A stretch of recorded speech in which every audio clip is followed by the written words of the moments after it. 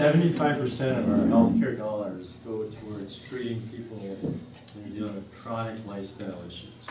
75%, and that statistic is over $3 trillion now. Doesn't that seem like a giant waste of money to you guys? There's people in this world that are starving, and we're dealing with problems because of how we eat. And most of what he's talking about is how we overeat in this country. So, interesting statistic. And so I'm going to send you an email that has another interview with Dr. Hyman where he goes into some details on how can you make that shift, like taking your plate and making it half vegetables, like he was talking about in his own meal. But tonight we also get to listen to Michelle come in and speak, because it's a treat, because typically when people do the Daniel plan, you watch the video and you get in your groups, but we wanted to make it a lot more effective. We wanted to bring in some experts that are going to be speaking on this, and so last week we had Greg Norman come in. This week we have Michelle from Renew to Thrive. Doesn't that sound like just a really cool company name, just Renew to Thrive? I think we'd all want that. So I'm going to bring Michelle up. She's going to talk in more detail about nutrition and what we can do to take great care of this body. So I'll switch this over to PowerPoint, Michelle. Good evening. All right, so tonight we are here to talk about food. Yay. So eating to live, enjoying God's abundance. So again, my name is Michelle. I'm a wellness coach with Renew to Thrive. What's this?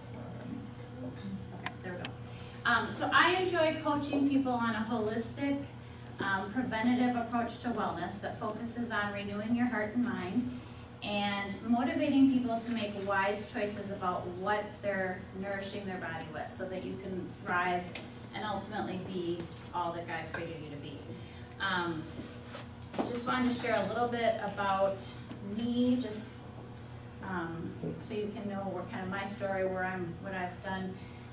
But for about 5 years, I worked for a wellness company, and then within the last year, launched Renew to Thrive. Just wanted to do some more one-on-one type coaching from more of like a ministry perspective. So nutrition has been a passion of mine for a very long time. I would say ever since I was about 18, I started having like gastrointestinal issues and that kind of thing.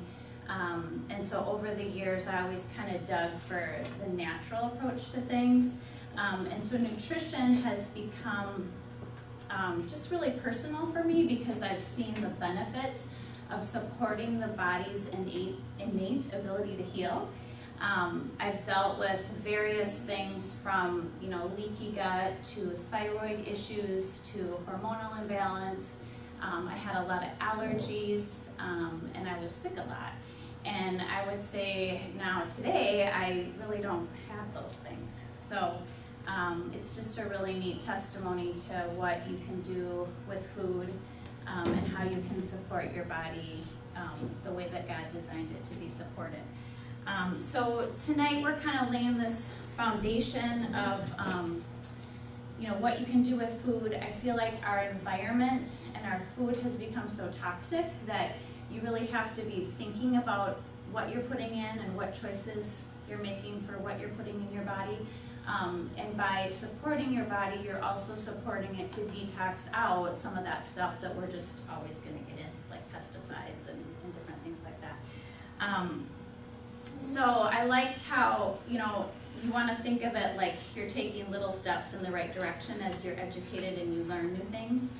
How he was talking about breakfast, okay? If you change your breakfast from a bagel and juice to, say, eggs and coconut oil with some arugula, you've just changed 30% of what you eat on a daily basis, right? So that can go a long way. Or if you say tomorrow, I'm going to cut out pop, I'm not going to drink pop anymore, that goes a really long way for your health, okay? Because pop is so acidic and it's just no nutritional value. Okay, so let's move forward here.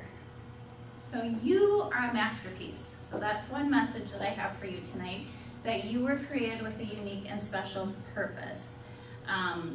And in Ephesians 2:10, it talks about how we are his workmanship, created to do his work. So the video talked about how we are to be the caretakers of our body and how we need to guard against double-mindedness. So if you say on one regard, I want to be healthy, but then you're not eating healthy food or making healthy food choices, those are contraindicated, okay? So we want to guard against double-mindedness. Dr. Aaron talked about the 75% that can be prevented by lifestyle choices.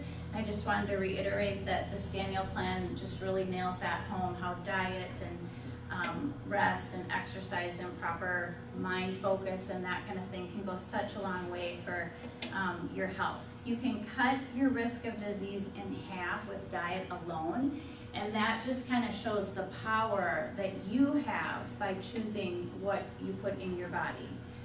Let food be thy medicine, and just as our Christian walk requires discipline, we choose to feed our mind with God's word, we need to choose to feed our bodies with real food.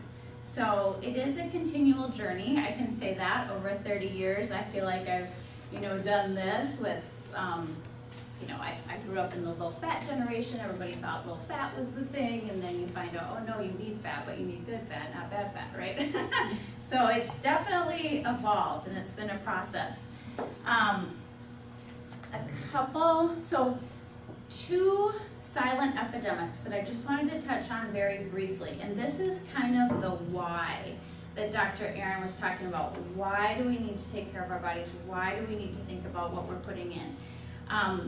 Inflammation and leaky gut or intestinal permeability kind of fall at the root of just about any disease or ailment that you can come up with, okay? So things just from a food perspective that contribute to inflammation would be like your sugars, your grains, your high fructose corn syrup, those hydrogenated fats and MSG that Dr. Hyman talked about. So we always want to be thinking about reducing inflammation in the body. Then leaky gut or intestinal permeability. How many of you have heard of that before? Is that a new thing, or okay, about half?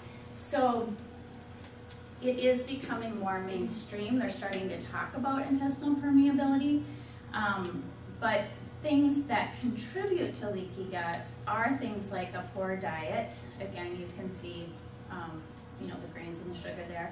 But also chronic stress can weaken our immune system and weaken our gut.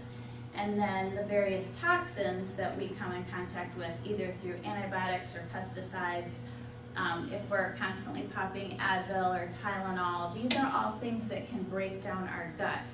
And what leaky gut is, or intestinal permeability, is when that lining of your intestinal tract starts to break down.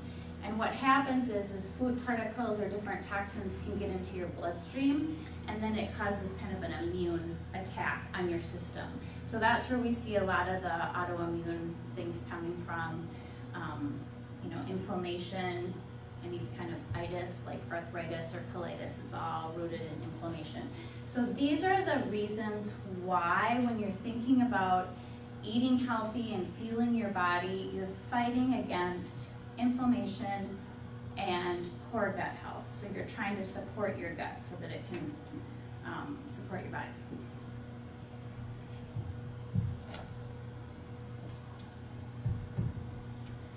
Okay, so the power of the gut and cellular communication. So 80% of your immune system is affected by your gut. So when I talked about how in the past I had a lot of allergies and I was sick all the time, I do believe that I had leaky gut.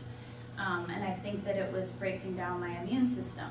The other thing about the gut that you want to keep in mind is they do call it your second brain. So we're seeing a high rate of Alzheimer's today.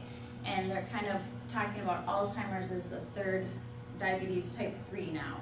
But it all kind of goes back to the gut. If you have a leaky gut, it's going to leak into your brain, okay? So if we think about keeping our gut healthy, we're also benefiting our brain.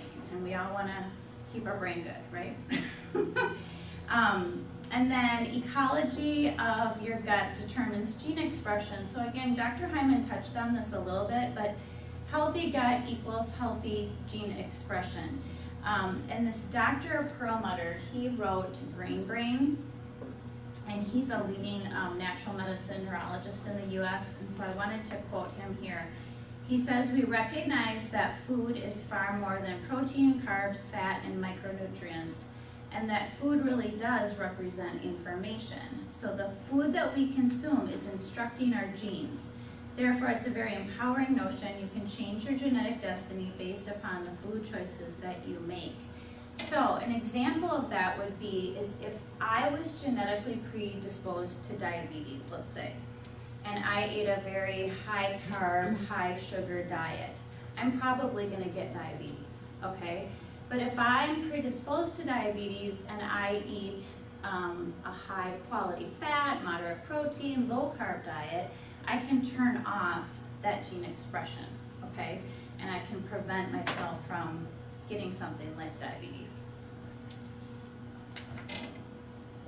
So when we talk about mindful nutrition, the whole foundation of natural health is that the body can build, defend, repair, regenerate, regulate, reproduce, and heal itself if we give it the right tools to do it. So that's kind of that innate ability to heal that I was getting at earlier. So why does our body seem to have such a problem just doing these things, okay? We are inundated with things like pathogens, which would be like your viruses and your bacterias, mold, fungus. I mean, those are things that we're gonna come in contact with. Environmental toxins. We are always under a certain amount of stress, right? We all need to manage stress. Some of us are wired a little more stressful as type A people. And so that can need extra support. And then if we take medications, that's gonna go against what our body's trying to do. Or if we consume food that's deficient in these essential nutrients that our body needs. So if our body isn't getting the right tools to do its job, it can't function like it's supposed to.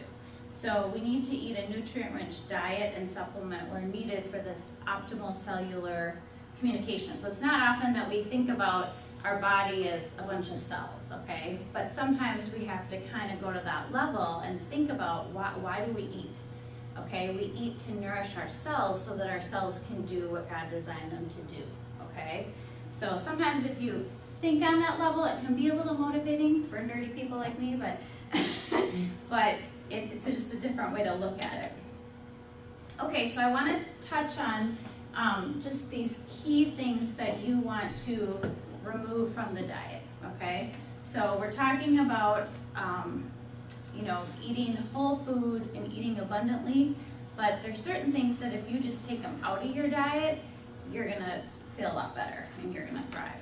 So sugar would be the #1 thing, and I also added there artificial sweeteners and high fructose corn syrup.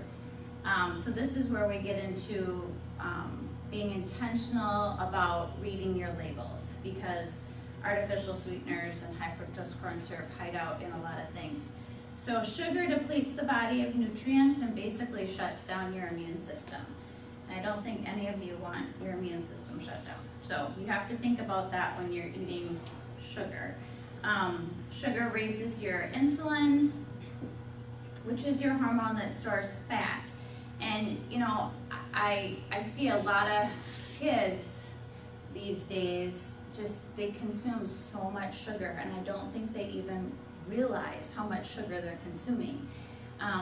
But when you start thinking about what's happening in the body and how there's insulin being set off to try to balance that out constantly, those insulin receptors can wear out, okay? And that's where things start to break down and things start to go crazy. And that's why I think we're seeing this abundance of diabetes. But sugar also destroys your gut bacteria. It feeds the bad while destroying the good. And sugar creates straight up inflammation. And if you have a lot of pain or inflammation in the body and you're consuming sugar, that's not helping the situation. Sugar is extremely acidic, and all disease thrives in an acidic environment. Okay, the second Michelle? thing, yep. Can you just touch on, should people eat stevia then, or agave, or should they be adding any sweeteners? Yep, so we'll touch on that a little bit with the food list that, that the Daniel plan gives out. What was the first one you said up? Did you say something Stevia else? and then agave, or? So agave is highly processed, so I don't typically recommend that as a sweetener. Sweet leaf or pure stevia can be okay. And some people, raw honey can be okay in moderation. We don't want to overdo the sweetener type thing, but I always tell people raw honey and stevia are kind of the two that I recommend if people need some of that. Okay, so the second thing would be genetically modified organisms, which are things that have been altered from God's original design and they tax the immune system. So genetically modified crops are modified to deal with the pesticide over. So when they spray the crops with Roundup, they don't want the crop to die, they just want the weeds and stuff to die. You know what I'm saying, right? But that gets on our food, okay? And so things that are very highly genetically modified are like your corn and your soy and your canola, wheat. And so we're seeing a lot of glyphosate in people. People are testing positive for it. And so you really need to think about, and this kind of comes into the reading the label thing too, because soy hides out in a lot of things. Gluten-free foods have a lot of corn in them. And so again, reading labels is really important. The glyphosate and the genetically modified foods also really break down the gut lining and contribute to a lot of leaky gut situations as well. So being aware of that and watching out for those types of foods is really important. Gluten, which is the buzzword that everybody knows about now. But Wheat Belly is a really good resource for you if you want to read more about gluten. The thing is that wheat has been hybridized. So back, 50 years ago when everybody ate wheat and it was no big deal, it was a lot different than it is today. So they say now that that wheat now contains 2 times the amount of gluten as it did in the past, just because of the way that it's been hybridized over the years. Gluten sensitivity affects 30 to 40% of all people to some extent now. So again, it's how it's changed over the years. Our body just can't tolerate it. It's also extremely inflammatory, gluten is. And then just to touch on the whole gluten-free is not a health food necessarily. So again, are you eating whole food or are you eating processed food? So if you go gluten-free, but then you're still eating all this gluten-free processed food, that's not really a benefit. You always have to look at what's in those foods. The fourth thing I would say is just being aware of conventional meat and dairy. So a lot of the conventional meat and dairy on the market has a lot of hormones and antibiotics, chemicals. The pasteurization that they use for dairy kills all the enzymes that our bodies need to break it down. And there's up to 20 different chemicals or medications that are now found in milk. And things like growth hormones, steroids, antibiotic drugs, and those types of things. So being aware of the type of meat you're eating and cutting out dairy. The other thing I would say about dairy is it does have a lot of lactose sugar, so when kids are really into their milk, sometimes it's because they're addicted to that lactose sugar that's in there. They don't actually really love the milk. And then it's also very highly inflammatory. So I know on the Daniel plan, they touch on, when we look at the food list, looking for your wild caught fishes, grass-fed beefs, and then hormone and antibiotic-free type meat. So again, reading your labels, really looking at what type of meat am I buying. Okay, so let's talk about what we want in our diet. okay? So we're gonna focus on quality proteins, healthy fats, and nutrient-dense carbohydrates and fiber. Okay, so protein, why do we need it, right? So it's the building block of our organs, muscles, nerves, enzymes, and hormones. And then amino acids can help transport oxygen and nutrients to our body. So we do need clean, lean protein. Examples would be like your grass-fed beefs and bisons, the hormone and antibiotic-free type meats, looking for pastured chicken, turkey, eggs, and then your wild fishes. So the one thing I want to say about protein too is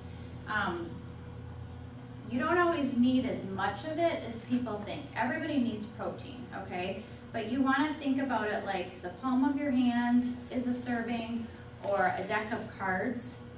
Sometimes women only need a half a deck of cards. So I'm talking like at each meal you want a little bit of protein, but you don't need to overdo it because it can be acidic. And so I always think about when I have protein, combining it with some alkaline like veggies or salad or that kind of thing to kind of help break it down and even it out. So you need protein, but you don't need to overdo the protein, okay?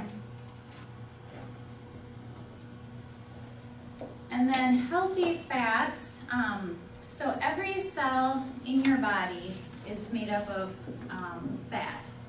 So we need the good fats. I think, everybody, we've always been told fat's not good for us. No fat, no fat, no fat. But we really, really, really need the good fats. 60% of your brain and nervous system is made up of fat. And fat provides the energy, the hormone balancing. It's good for your neurotransmitters, things like that. So examples of the healthy fats would be things like your avocado, your organic butters, olive oils, coconut oils, flax and hemp seed, your nuts and seeds, and then like the almond milks and hemp milks and that kind of thing. Nutrient-dense carbs, so we're looking at, I think on the Daniel plan they recommend, 50% of your plate or what you eat should come from these non-starchy vegetables. I listed kind of some of my favorites there. But then low glycemic fruits, so berries and green apples are really, really good. With fruit, fruit is great for you, but I always tell people try to keep it to a half a cup to a cup of fruit a day. Don't overdo the fruit because it still has some of that sugar in it, okay? Brown rice, quinoa, sweet potato, squash are kind of those more filling type carbohydrates. And then if you can tolerate grains, your sprouted grain breads or tortillas are gonna, the sprouting unlocks the nutrients and so it helps your body more readily absorb it. So if you can tolerate grains and you like some grain in your diet, the sprouted grains are good.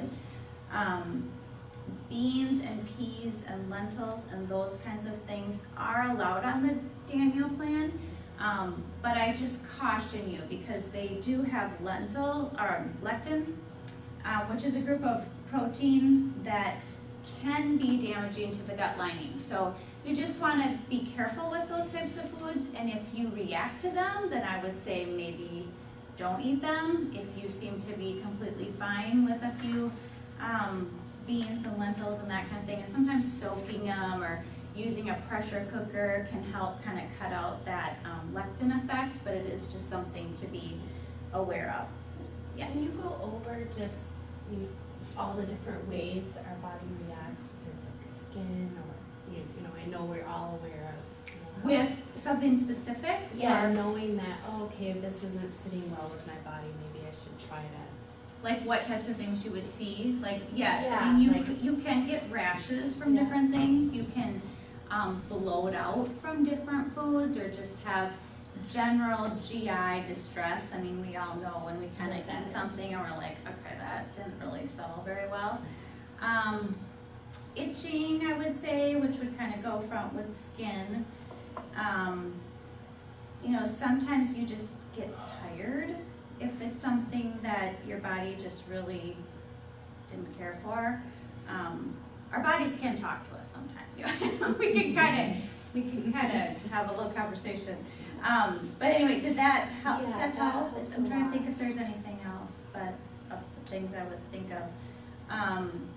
And then herbs and seasonings. I think, you know, cooking real whole foods can be fun. I know in the summer I grow like kale and arugula, and then things like rosemary and oregano, and it's just really fun to just like pick it out of the garden and saute it up with a bunch of garlic and coconut oil or whatever. And so herbs and seasonings can really jazz up food. Basil, awesome.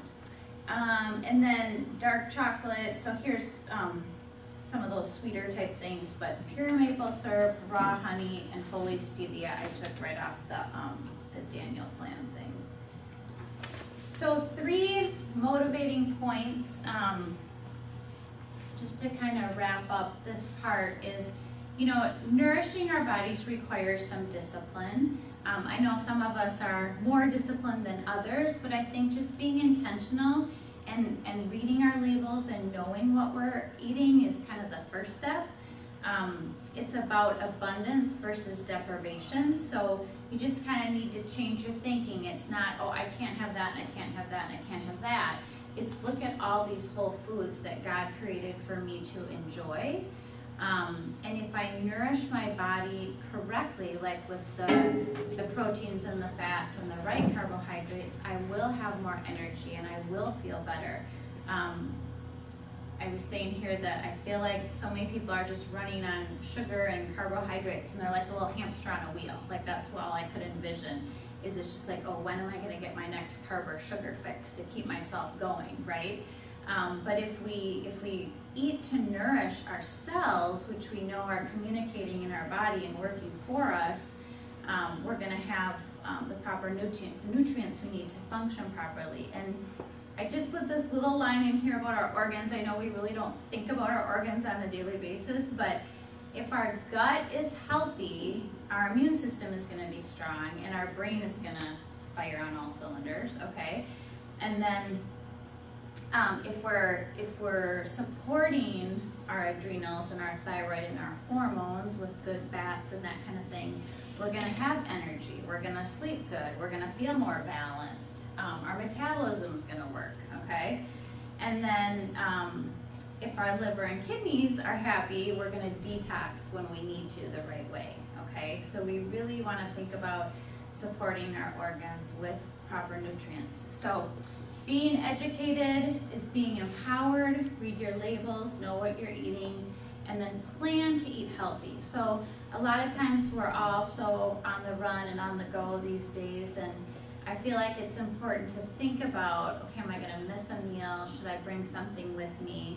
And there's lots of great containers out there these days that you can bring stuff with. It sure beats eating out of the concession stand, which I see a lot of people do a lot. So renew your taste buds, think about renewing your cells in your body, which will renew your gut, renew your brain, and you'll watch your body thrive, okay? So if you have any questions, you can ask some now, but I did want to touch on the Daniel Plan food list a little bit. Did all of you get that handout?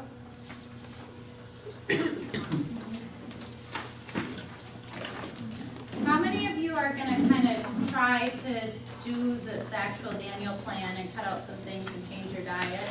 Are you going to kind of look at that? You're all smiling. No.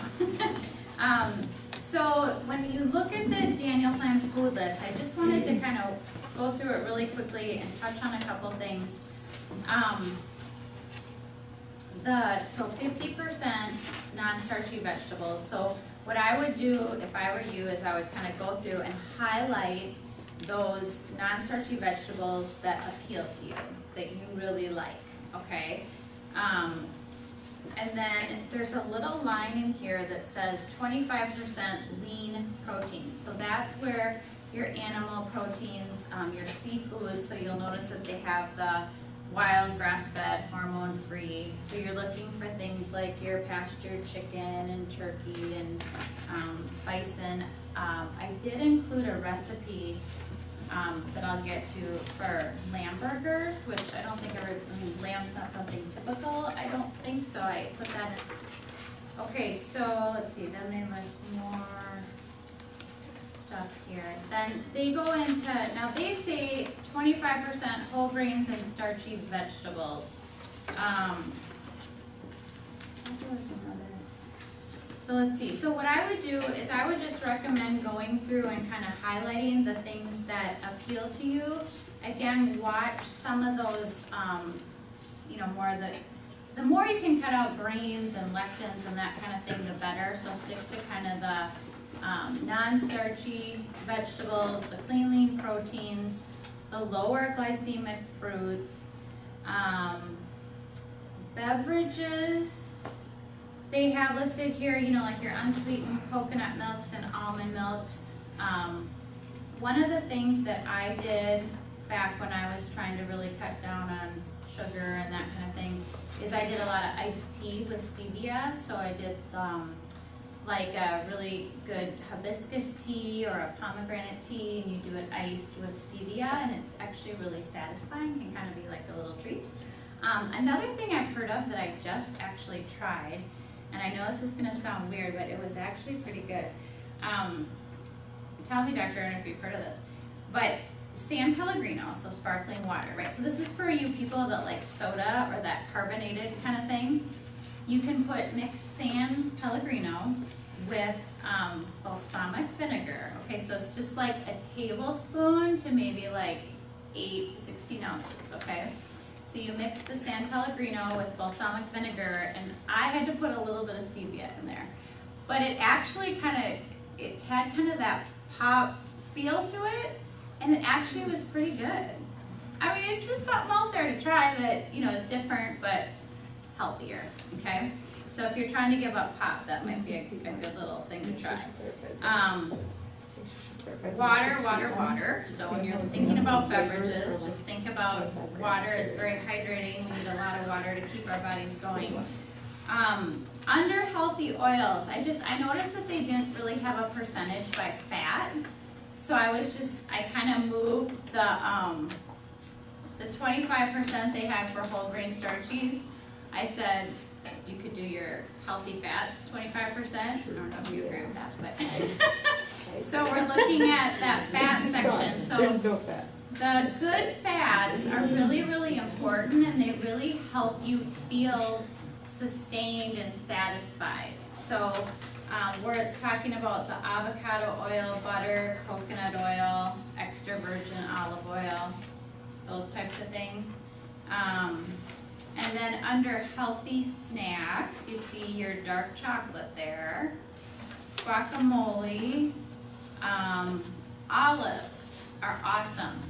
I just found these garlic stuffed olives that are a really good snack. And so that's a fun snack idea. And then it talks about the natural sweeteners, the nuts and seeds. So you want to make sure when you eat nuts and seeds, really try to look for organic, raw type nuts. And keep it to a quarter cup. I know with nuts it's easy to just kind of keep it going, right, handful at a time. But really, if you eat a little handful or like a quarter cup, that should be sustaining, like for a little snack. And then, okay, so I have the other part of your handout is just some recipes that I put together for fun. I briefly looked at some of the recipes on the Daniel plan, and to me, some of them were a little complicated, so I'm all about, do you have a question? Yeah, sorry.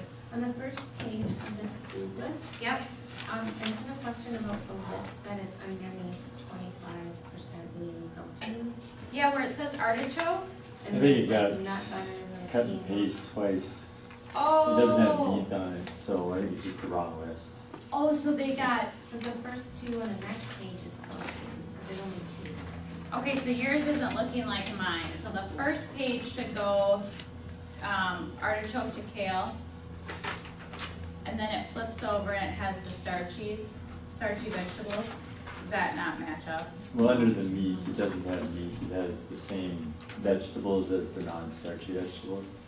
Okay. So we'll just get you guys that list, because that's obviously supposed to be under. And it is on the website Yeah. that Stacy can get you, and that's right where I printed this from. But yeah, so we'll get you the right list. As far as the recipes that I gave you here, the refreshing green smoothie is really, really good. I encourage you to try that. It's got a lot of greens and some avocado and hemp seed in there. The guacamole, I include, well, I know y'all have guac over there, but it's such a fun add-on to anything, from eggs to, you know, you make a bison burger and you can put an avocado or a guacamole on it. The breakfast burrito idea, I discovered these almond and coconut flour tortillas, which are really fun, and so I put the brand there. So I kind of tried to do like a breakfast, lunch, dinner, and then a treat. So the lamb burgers have a sauce that's based with a goat's milk yogurt, and then the zucchini skillet is kind of a fun veggie kind of side dish. And then chocolate almond fat bombs. Have you ever had fat bombs? So those are my new favorite thing. But anyway, so those are really, really good. So any other questions that you have about just what should be in and what should be out, and questions? Is Siete the name of the brand of the tortilla? Mm-hmm. Yep. Where do you find them? They have them at Whole Foods or on Thrive Market. That was another thing that I wanted to touch on. So Costco has a lot of really good organic foods now, obviously at good prices. But I have noticed too with this Amazon buy of Whole Foods, their prices are coming down on things like meat and some of their produce and that kind of thing. So if you've shopped there before or haven't, maybe give it another try, because I am seeing a big difference in their pricing. And then Thrive Market is an online market where you can get good prices on, you know, a lot of organic type things like your flax and hemp. That's a great one too, Vitacost. Yep. And they kind of have everything, like your toothpaste and your gum, and yeah, that's a good one. Any other questions? Do you all feel inspired to eat healthy? Okay, thank you.